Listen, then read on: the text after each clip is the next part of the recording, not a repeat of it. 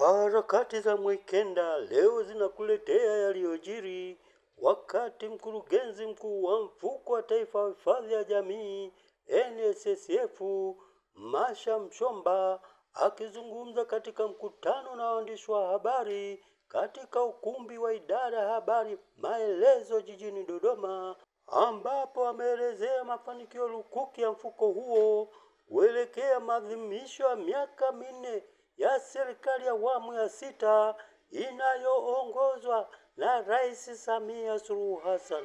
Mafanikio mengine eneo la 4 sasa ni ongezeko kwa kweli la matumizi ya tehama na kuboreka sana kwa huduma zetu. Moja ya kipaumbele ambacho tumeweka sisi wana NSSF ni katika kuhakikisha kwamba tunaboresha huduma zetu hasa kwa kutumia tehama, na hilo linafanyika kote. Tehama imekuwa ni nyenzo ambayo inasaidia sana katika kuboresha huduma. Ule mwaka 21 pale ambapo Mheshimiwa Rais Samia aliingia madarakani, matumizi ya tehama yalikuwa ni 48%. Lakini tunavyoongea sasa mpaka Februari matumizi ya tehama yamefikia 87.5%.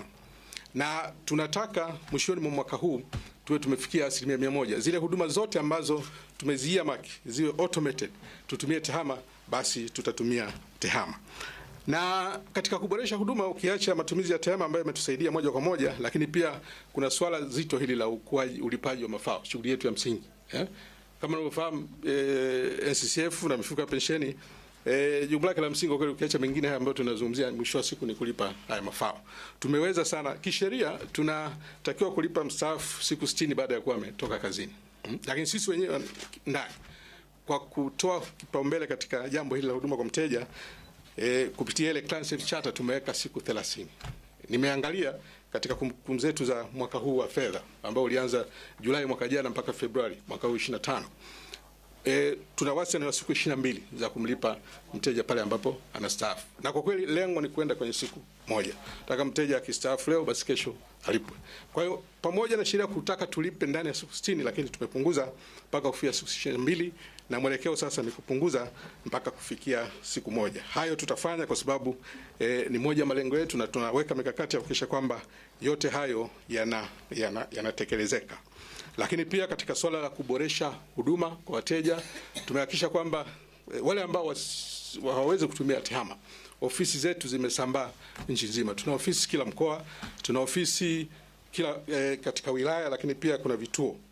Sasa katika mwaka huu uliopita tumeweza kupandisha ofisi. Kwa mfano pale Dar es Salaam tumeongeza ofisi zenye hadhi ya kimkoa kwa maana ya NSSF 2, Kigamboni na Ubungo. Yote hayo ni katika kuhakikisha kwamba kwa kweli tunakuwa karibu na wateja na tunawaondolea ule usumbufu wa kutufuata mbali.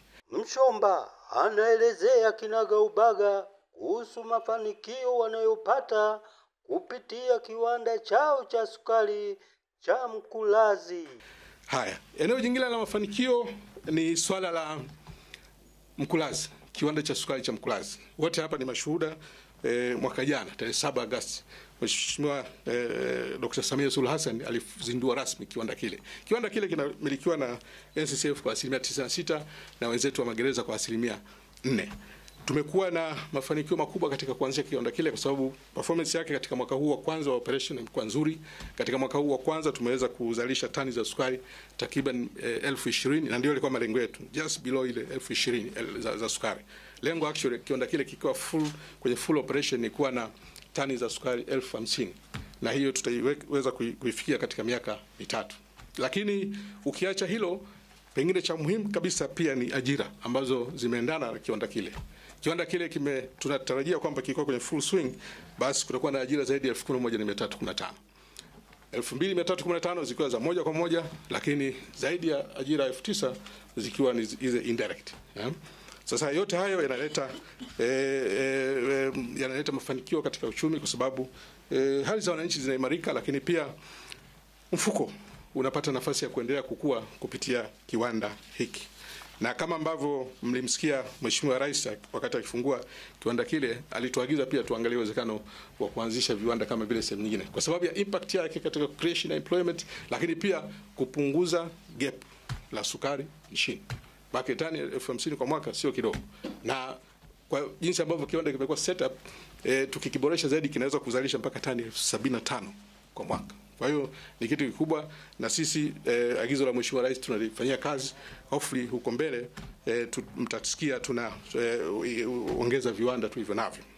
Aliyewaletea tukio hili kutoka hapa Idara ya Habari Maelezo, makao makuu ya nchi Dodoma, ni mimi Richard Mwekenda wa Kamanda wa Matukio Online TV.